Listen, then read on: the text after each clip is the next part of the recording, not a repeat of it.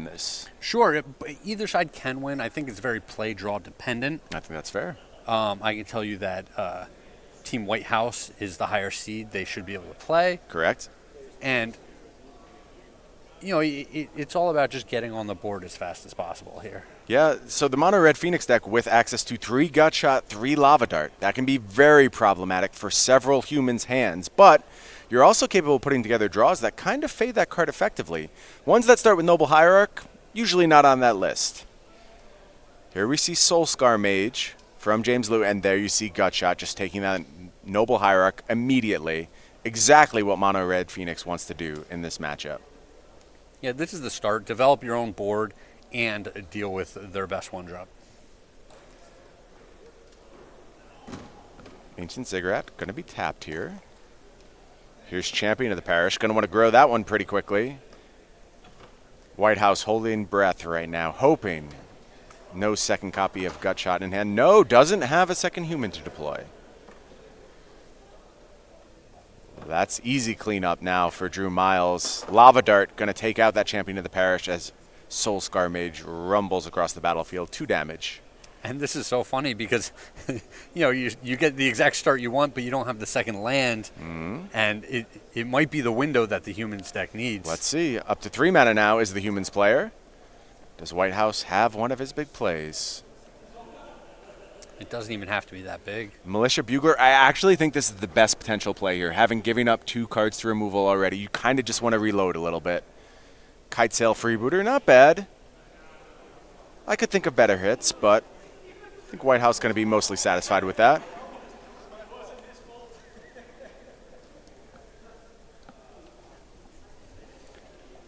Turn passes back to Miles, takes his draw here. Can he find a second mana source? He does. It's Sunbaked Canyon. Here's Lightning Bolt on that Militia Bugler. Here's Lava Spike headed to Whitehouse's Dome, and that means the Soulscar Mage is going to be able to rumble through for 3 damage once more. All right, now things are really starting to churn. We've dealt some damage to the opponent. They have to start being cognizant of their life total, and we're filling up our graveyard. Yep, Bedlam Reveler just a step away. If we can roll into a Bedlam Reveler here, it's just going to be huge.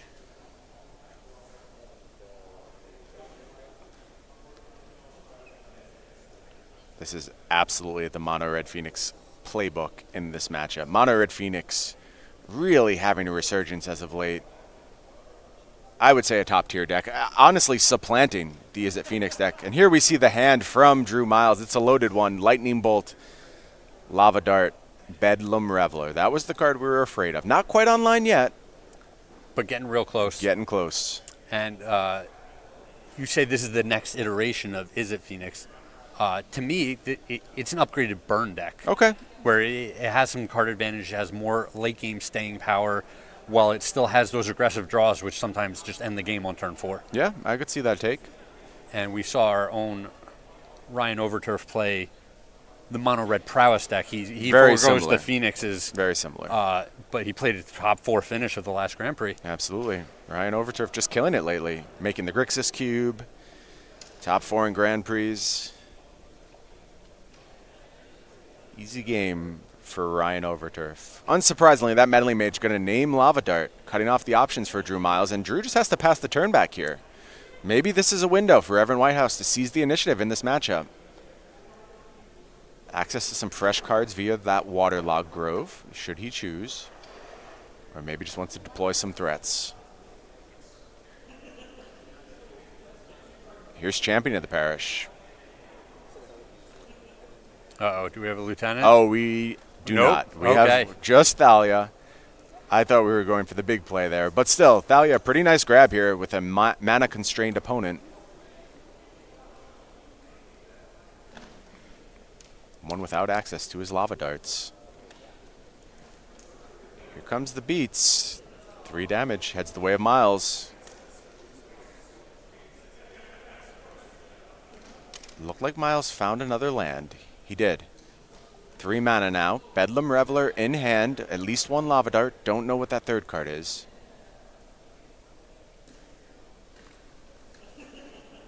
Just passes the turn back. Still no play from Miles. Yeah, and this is a frustrating spot if you're in Miles' chair where you feel like you're so close getting that big body of the Bedlam Reveler on the board. Just need one more spell in the graveyard. You got all jammed up by the humans.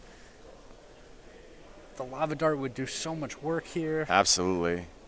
But big play is coming in now from Whitehouse. It's Champion of the Parish, followed by Mantis Rider. And this battlefield quickly getting out of control.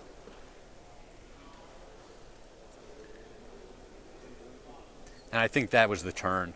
Like, that just added so much power to the board, increased the clock so much more. Yeah, and Whitehouse feels comfortable keeping back the Medley Mage, keeping back Thalia, keeping back Champion of the Parish. Doesn't want to get blown out by any mid-combat prowess on that Soulscar Mage. Turn heads back to Drew Miles. I think I saw Finale in Drew's hand. He has one Finale of Promise in his deck. It is one of the most unfortunate draws when you're staring into the face of Thalia. Here's Faithless Looting for 2 mana. That never feels good. Takes 2 draws. Soulscar Mage, Mountain were the draws. Discards the Soulscar Mage, plays the Mountain. And it's time for Bedlam Reveler. We finally got there. Is it too little too late, Greg? I think it is. He's taken 4 in the air. There's just another 2 points that has to sneak through here. Yep. And you don't even have to worry about, any other cards. Yeah, and it looks like Drew agrees. Just going to go ahead and scoop him up. And Evan Whitehouse, despite getting the first few creatures picked off by Lava Dart, gut shot, very scary spot to be in. But Evan Whitehouse able to find the win in game 1. And we're going to head to sideboards now for these players. We'll start over on Evan's side. You see 4 Leyline of the Void, 4 Auriok Champion, 2 Collector Roof, 2 Plague Engineer, 2 Militia Bugler, and 1 Deputy Detention. Craig, you have a card you like here by any chance? Oh, man, the 4 Auriok Champion just seems so good in this situation. Absolutely. I see the Militia Buglers potentially coming in as well, help dig for those cards. Yeah, that makes sense to me. That seems just like an absolute KO here against Drew Miles. Obviously, you can race them. You have options, but they're not going anywhere once they hit the battlefield, and some of your other creatures help get them a little bit bigger. Looking at the other sideboard, there are actually options. Oh, that's true. Kozilek's Return. Yep. Yeah. You see 4 Dragon's Claw, 4 Tormod's Crypt, 2 Abrade, 2 Kozilek's Return, 2 Flame Slash, and 1 Shattering Speed. Kozilek's Return, of course, colorless somehow. Yep. Makes sense. What a world we live in. Well, we had there was a whole block there where there were just random colorless cards that cost colored mana. In general, mechanics that say this card is what it isn't can be a little bit problematic in my eyes. Yeah. But who am I to judge? So I just looking at this sideboard, I I want to get the Lava Spikes out of the deck. I don't think that's the way that we're going to beat the humans deck. Okay. Potentially the Finale of Promise is kind of an awkward card. I would find a way to get the 2 Flame Slash, the 2 Kozilek's Return, and the 2 Abrade into the deck. You got a lot more answers for their creatures.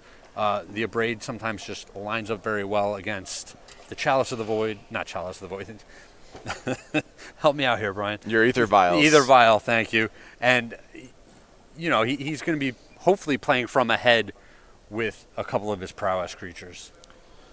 Yeah, I think this matchup is all about initiative. It's all about who can turn the battlefield in their favor, start attacking their opponent. Once you have the initiative, it's very, very difficult for the other side to reclaim it. There are some tools, something like Kozilek's Return might just line up with the battlefield absolutely perfectly. Finale of Promise, I see why it's a problematic card in this spot, but it is a card that can turn the tables when you're behind. I don't know if that's enough for Drew to keep it in his deck. We'll have to see. We do have some results from our other matchups. There you see Kane Rianhard, as we expected, up a game against Bant Scapeshift, and as we expected, Casey Lancaster down a game against Justin Miller and Sneak and Show. Those matchups thus far are playing out how we thought they would. Well, if you've been as enamored with the decks we've seen this weekend as I have been, you were probably itching to get a chance to play them in a competitive environment. Why not head on over to an invitational qualifier? It's your chance to play the Star City Games Invitational, one of my favorite tournaments of the year every time it shows up. I have such a good time. It feels like the players are of a different class when it comes to the invitational qualifier, or the invitational itself. They're so friendly. They're so thankful for the opportunity to play for that large prize. And it's the culmination of a season's worth of work in a lot of instances. It just feels differently. It feels more important. Well, the invitational is a big event. It's Absolutely. got a huge prize pool Huge to prize it. pool. It's a 3-day event instead of a 2-day event. There's a lot else going on that weekend. It's really one of those times where you get to see just how big the Magic community is. Yeah, absolutely. And if you're attending IQs, there are exclusive prizes, $1,000 split amongst the top 8. Of course, those invitational qualifications, SCG points. We know how critical those can be for the Player of the Year race. And that's why when you attend your local IQs, you'll often see some of the best the SCG Tour has to offer. They're trying to get those points. They matter. Top 8 playmat available, of course, and our personality tokens always available at our invitational qualifiers. There you see Sam Black, Dylan Hand, Cedric Phillips, Andrew Ellenbogen, and Ross Merriam featured this go around. If you want more info, head over to go.starcitygames.com/IQ. Always enjoyed playing invitational qualifiers before I basically gave up my playing career and stepped into the booth here. Oh, I still play in them. Do you? Yeah, I played in one last weekend. I certainly would be if I was on the East Coast. The West Coast, they don't make it out that way quite as often. Makes sense. Yeah. When I lived in the Northeast, in the Albany region, quite often I was playing IQs. A lot of stores there often running them. Sure, I took the Hogak deck for my first drive. How did it treat you? So to speak. I didn't have the best results in the event, but it really just showed me how good the deck was. I mean, we see it on camera all the time, but when you're behind the deck piloting it, it's kind of a different experience. I had a blast in the event. You know, won some games, lost some games, played turn 2 Hogak a lot. It was a bunch of fun. Hogak is a fun deck to play. I mean, look, it's completely beyond what's acceptable. It needs to go, but it wasn't the most miserable of formats. I'll say that. I think it's too powerful. It's problematic for strategic diversity. But as far as games go, it was better than the Eldrazi decks were, I would say. Sure, it was much harder to fight back against the Eldrazi decks than it is to fight back against dedicated graveyard strategies. You feel like you have options, at least. I mean, they're not good options. You'll never win, but you have options. That's what's important. You can win, but it comes at the expense of beating any of the other decks in the format. Sure. Yeah, the numbers just continue to be ludicrous in Hogak's favor as we get more and more data. Maybe one of the last hurrahs here for Hogak. Of course, we have SCG Dallas coming up in just a couple weeks. That is after the next ban window. We don't know what's going to happen. As we've talked, anything could happen. Well, you've already made the decision, I thought. You put in the call to Wizards of the Coast earlier today. They have me blocked, Craig. I cannot get my calls through any longer. Made that call too many times? Too many times. They were like, we have asked you politely, Brian, please stop calling. Brian, you do not get to pick the ban list. Yes. I'm sure your ideas are great, but you've called every day this week. Please leave us alone. We have work to do. Do you understand that? You understand we have to make these Magic cards. You cannot speak to us on the phone 10 hours a day. We're working on the next ridiculous Planeswalker for 2 or 3 mana. High on the priority list. Here is Monastery Swiftspear. Explosive start for Drew Miles. 1 damage. Evan Whitehouse's way. Take that. Unclaimed territory from Whitehouse. I bet that's naming human. Ether Vial coming down. Ether Vial able to create some explosive starts for this deck. Speaking of explosive starts, Manamorphose, kind of the key we didn't see in the last game. That's how things get really out of hand for this Mono Red Phoenix deck. Second Swiftspear joins the party. Lava Spike you were wrong, Craig. They stayed in the deck. I'm a little surprised to see the Lava Spike Drew thinks it's important to maintain that really aggressive edge. And along those lines, these Swiftspear is going to rumble in. 5 more points of damage. Whitehouse's life total already creeping downwards to a paltry 11. Well, and these are the explosive starts that you want, especially when you're on the play. Absolutely. With the Mono Red Phoenix deck. Whitehouse really use a 2-spell turn here. Horizon Canopy. Don't like to see that when you're under a lot of life total pressure. That's going to do a damage to Whitehouse. The Horizon lands are fickle. Yeah.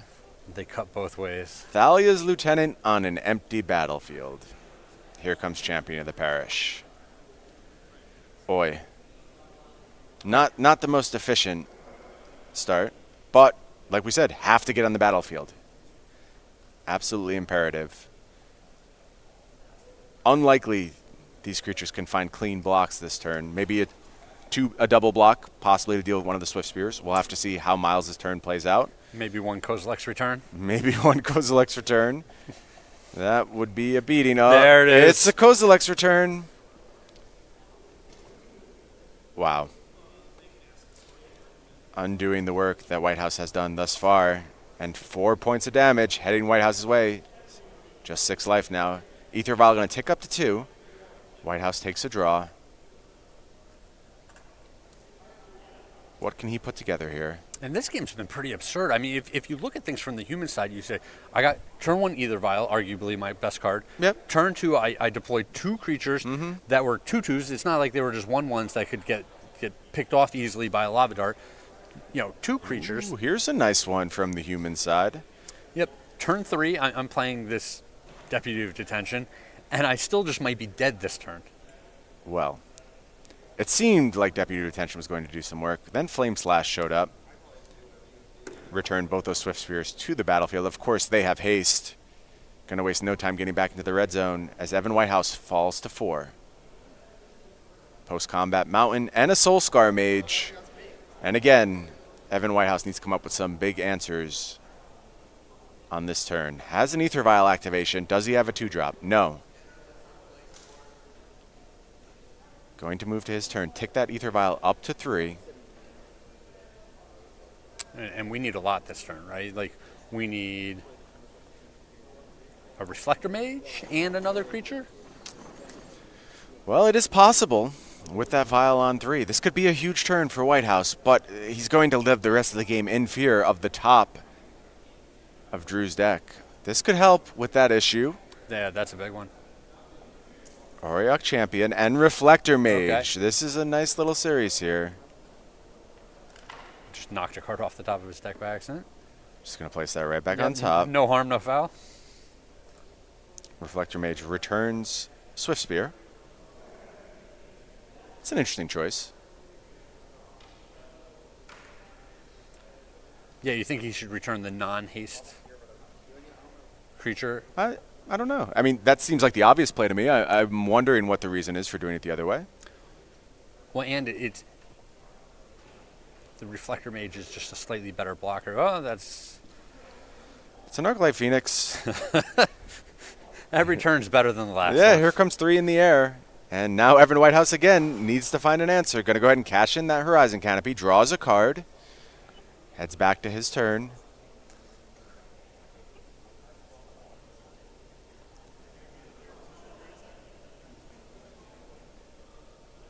Yeah, if you bounce the Soul Scar Mage, something like Gut Shot or Lava Dart does not shrink your Reflector Mage out of blocking range all by itself.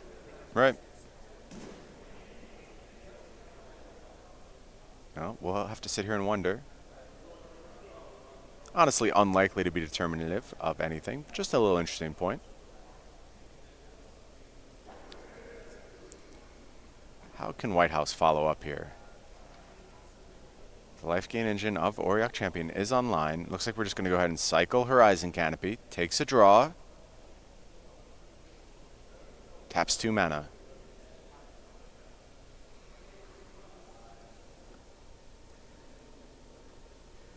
We're looking at Meddling Mage in hand.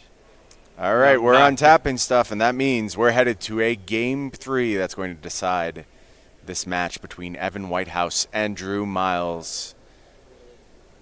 That just shows you how explosive that Mono Red Phoenix deck could be, because Evan Whitehouse's draw was good. That's what I'm saying. It was solid. And it seemed very mediocre just the way that the game played out. Yeah. Now we could just completely flip things where Evan is on the play. He could potentially go, turn 2 Auriok Champion. It blocks all day, gains a pile of life, and the prowess creatures just don't seem that intimidating. All right, the story of that game was definitely the very timely Kozilek's return.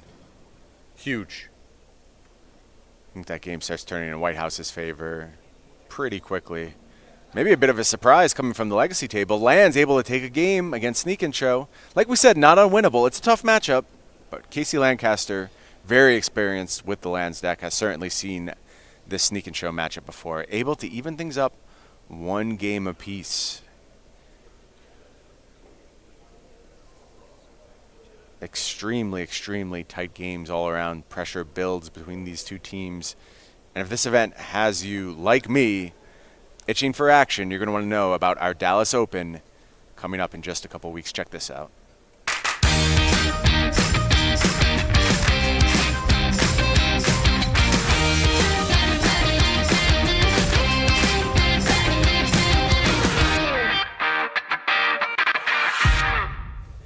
Star City Games, Dallas, sure to be one of the most exciting tournaments of the year. I love going to Dallas to play Magic. You make it down there much, Craig? I have been to Dallas. It's been a while.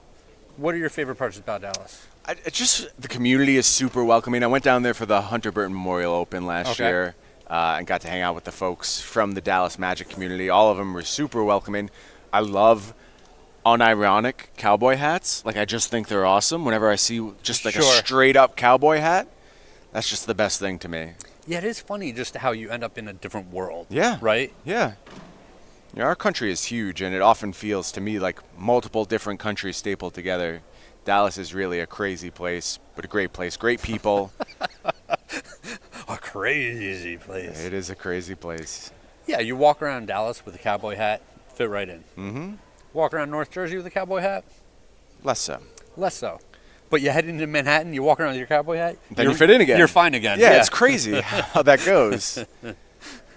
I would love to wear a cowboy hat one day, but I feel like if I do it in Dallas, I'm just like posing, and that's not cool. Like, I shouldn't take their culture like that. That seems unfair. I think they'd be fine with it. They'll allow me to wear a cowboy hat. If you're a Dallas native and you would like to give me express written consent to wear a cowboy hat next time I come to your neck of the woods, please get in touch with me on Twitter. If you travel to their area and buy their wares, I don't think they'll have a problem with it. Turn 1 champion of the parish from Evan Whitehouse. Another great start. Gut shot, answered immediately. Monastery Swifter able to get him for 2 damage. Gut shot, a complete beating against this humans deck. Yeah, and this is one of the keys against the humans deck, is just not to let them get too far ahead of you, right? Absolutely. Once the 3rd, 4th human hit the board, that's when you're like in a ton of trouble.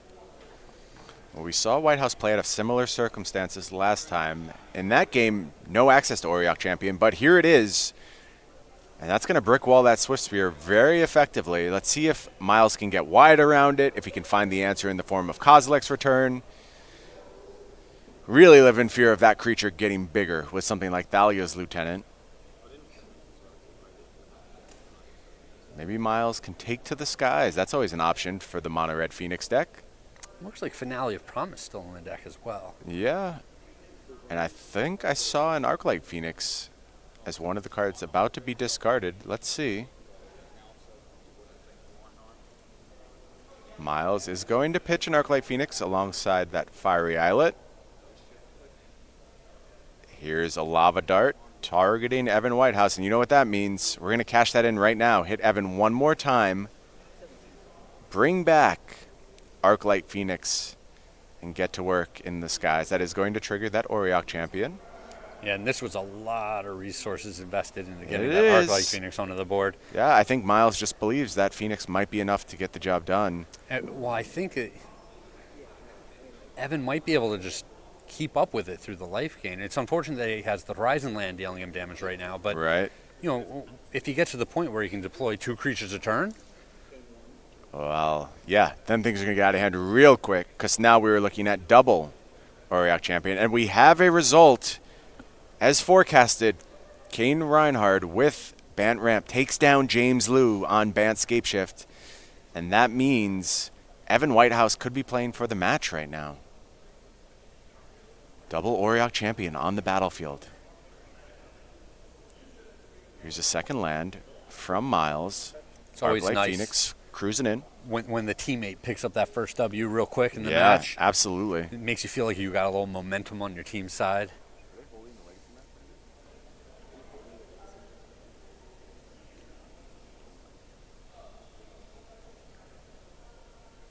What does Evan have here on turn 3? Would love to get away from the pain of that Horizon Canopy. Also wants to make sure those champions are able to pad his life total a bit. Here's Phantasmal Image. Kozilek return or bust. Yeah, I'm assuming this is copying a champion. We'll get confirmation of that, of course.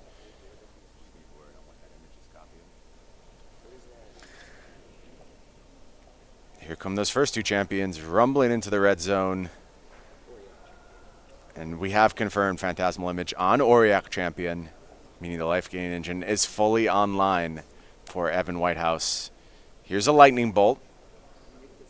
That's going to bring Whitehouse down to 9 at the end of his turn. What's the follow-up here from Drew Miles? It's Faithless Looting. Monastery Swiftspear. Manamorphose.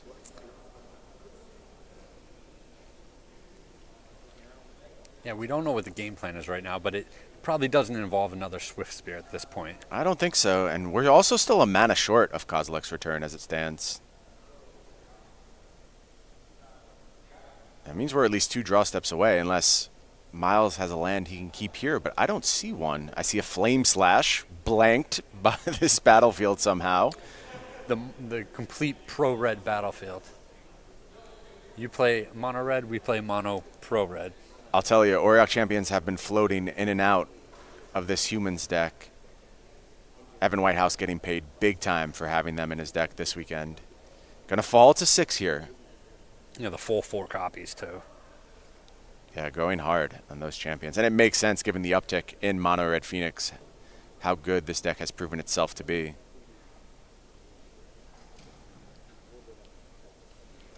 I see some pointing. That means there's options available to Whitehouse, and that's got to be scary for Miles, because any creature played here represents a 3-point life swing. Yeah, tons of life, and if it's something like a Reflector Mage... Reflector Mage would be backbreaking here. Absolutely backbreaking. Even a Lieutenant. It's a Lieutenant. That's going to go ahead and trigger. Gain 3 life, grow the board. That's a big card.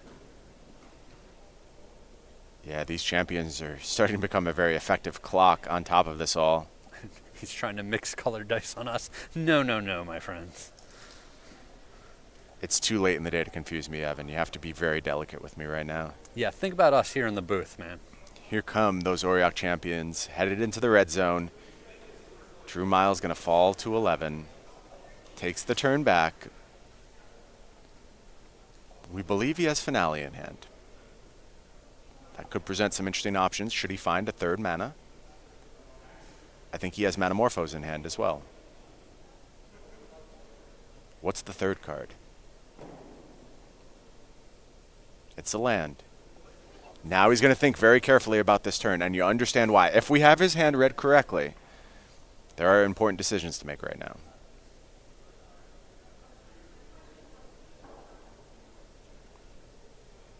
Yeah, he really needs to think about how to finish off the game next turn.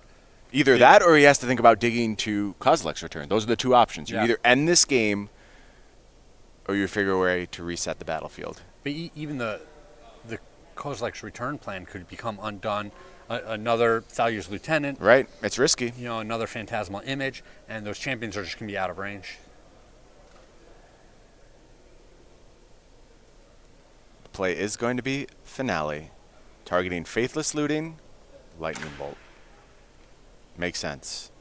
Lightning Bolt headed towards Evan's face, going to fall to 6. Now it's time for Faithless Looting. Draws 2. First card, Gut Shot. Second card. Oh, he's making us wait for it. I think it was Bedlam Reveler.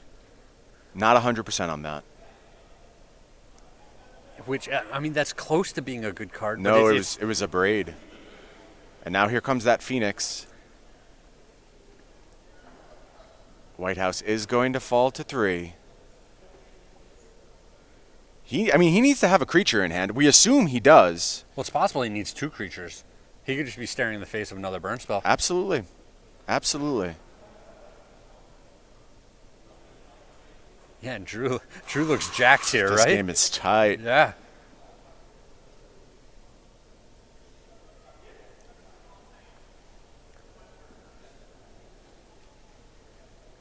No Lava Dart sitting there, right? Nothing to mess up the math that way.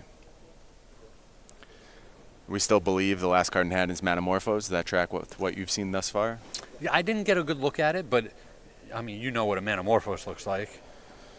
The camera can play tricks on you sometimes, but that is my guess. And that means there's going to be a few looks at it if all he needs to do is find one burn spell. Yeah, you get some redraws there.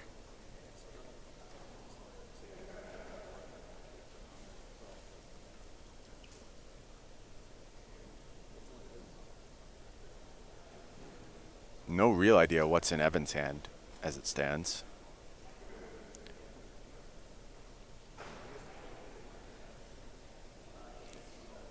There's a few cards we can guess aren't there because they would be windmill slammed right now. Things like Thalia's Lieutenant sound pretty good. Thalia's Lieutenant alongside a 1-drop sounds nice. Yeah, obviously, yeah, we're not looking at 2-drop, 1-drop here. I think that would have just happened right away. Cards that could be kind of clogging up his hand that he just wouldn't have had time to play. If he drew an either vial any time past the first turn, Right. like he just hasn't been able to deploy that card. Meddling Mage. That explains a lot of thinking. 'Cause Okay. this is a very crucial name. We will, of course, get confirmation what that Meddling Mage is naming. Yeah, and the guess is, Lava Spike or Lightning Bolt. Yeah. It is naming Lightning Bolt. And these 3 creatures are going to head into the red zone. 6 damage heading Miles' way. And the turn passes back. What will the top of the deck yield? No, wait. There's a second play. Just Ether Vial. Okay. Not really a game changer. Has the Lava Spike in hand. And Drew Miles evens this matchup. 1 match apiece. And that means, for all the marbles, Casey Lancaster playing lands, going to take on Justin Miller playing Sneaking Show. Oh, and to sneak out that game in the face of all those Oriox champions? So close. Wow. And I was questioning. Look at James Luke clutching his chest. He was feeling it in that game, 100%. The line of moving in on the Phoenix that early in the game, using all of those resources to make it happen. It paid huge dividends. Yeah, well, I'm saying, what if the opponent bounces it with something? What if the opponent... Oh, Reflector Mage was backbreaking at any point in that game. If they've got Mana Strider just to trade with it, what if he just starts, making too many drops where his team grows out of control, he gains too much life? Right. But it was a lot of what ifs, but it didn't happen. Yeah, he picked the right line and crossed the finish line just a turn before his opponent did. So, let me set the stage for you in this Legacy matchup. Casey Lancaster's on the draw. Justin Miller on the play as Sneak and Show, down to 5 cards. But he just played a bunch of those cards, and one of the cards he played, let's get that in big picture right now, because this may be a very quick game. It's Show and Tell. Yeah, this is absurd. The turn 1 Show and Tell with more mana available, and obviously we're all assuming there's a big payoff here. And a sphere sitting in Casey Lancaster's hand. I mean, if that last card is anything, this game is essentially over. What if it's Omniscience? Okay, then we get to sweat for a little bit, but... That's among the more interesting cards it could be. Yeah, I agree with you.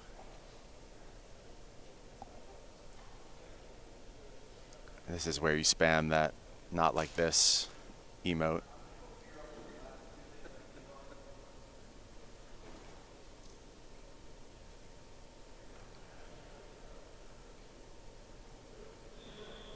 Using all 5 cards in the hand. This is why you play this deck. You have access to draws like this. What are you guys think? Are you putting them on just the Gristle brand? I think he's just got it.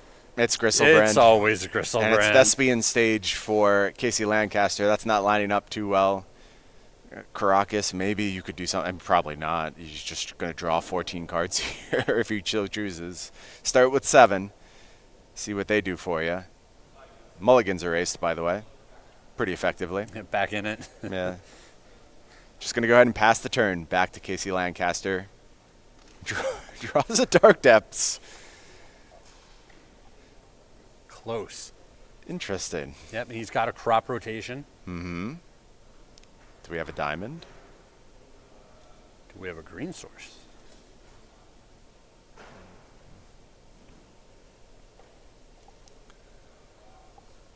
If Casey Lancaster can find a way out of this predicament, This is going to be an all-time classic here in the SCG Tour. 2 Sphere of Resistance in hand for Casey. Man, the London mulligan. Yeah, I mean, it's a big get for Sneak and Show, without question. Here's that Mox. All right, this is a good start. It's going to pitch Port. Taps 2 mana, plays Sphere.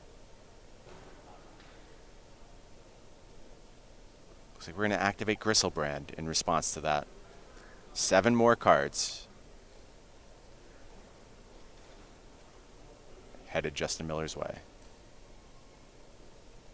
You think any of them will be good? Oh, you don't get to cut this deck. It was not shuffled. And yes, I think they're all going to be good. Spell Pierce as an option, should he want to respond to that Sphere. Gonna crack that Lotus Petal. There is Spell Pierce. There'll be no Sphere. Casey Lancaster forced to just pass the turn back. And he didn't make a land drop for the turn. Casey did. He played. Oh no, he didn't. He had Thespian Stage from the Show and Tell. Show and Tell. You are correct. Yeah, so he had to pitch the Rashad Import to the Mox Diamond. No third land for Casey.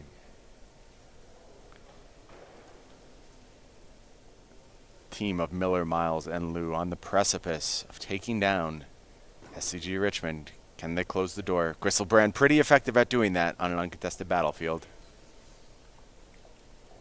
Lancaster going to fall to 13. Miller up to 11.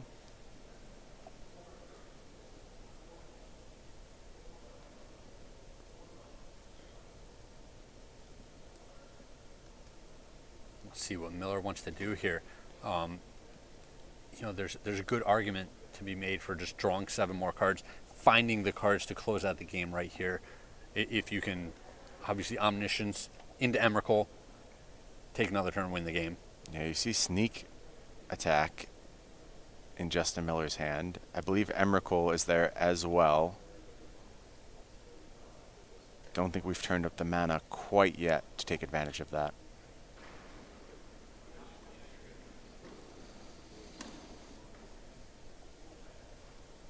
We are going to activate Gristlebrand again. Means Miller is back down to 4. 7 more cards. And this is a lot of cards he's drawn this game. Yep. 21 thus far.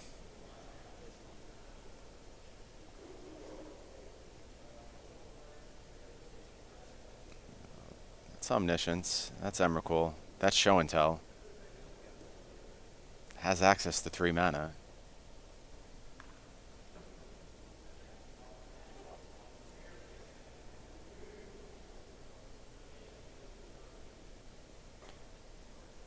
Looks like we're setting up for a discard phase. Is that your read on this situation? Does look like it. So that looked like an intuition to me, and not a show and tell. Okay, that would make perfect sense. And it potentially could also be a cunning wish.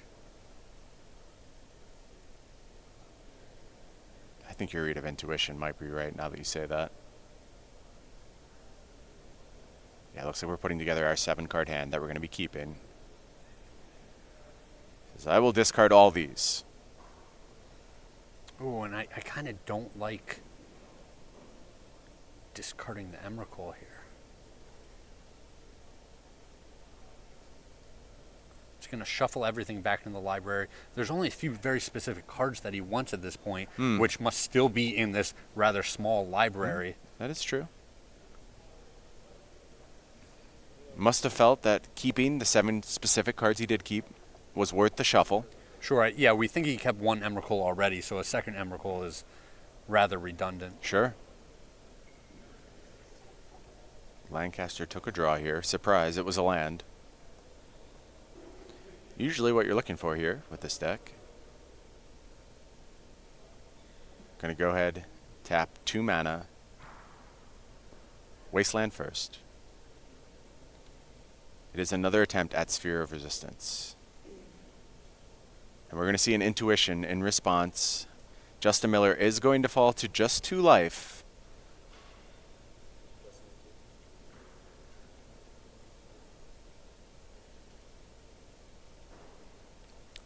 we're going to go searching for some show and tells.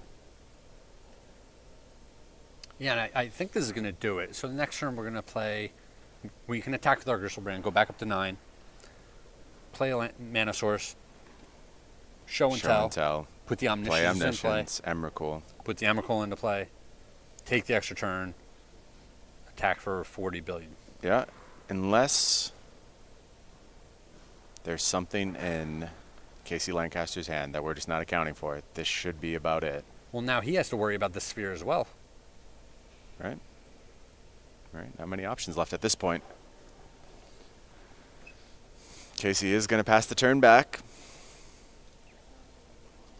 Gristlebrand attacks. Casey Lancaster falls to 6. Justin Miller back up to 9. Yep.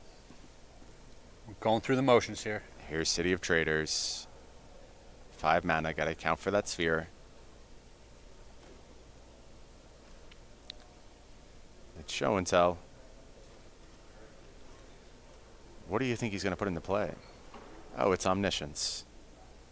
And it's Emrakul. And that is going to get the handshake from Casey Lancaster. Doggy. And that means the team of Miller, Miles, and Lou are your SCG Richmond champions.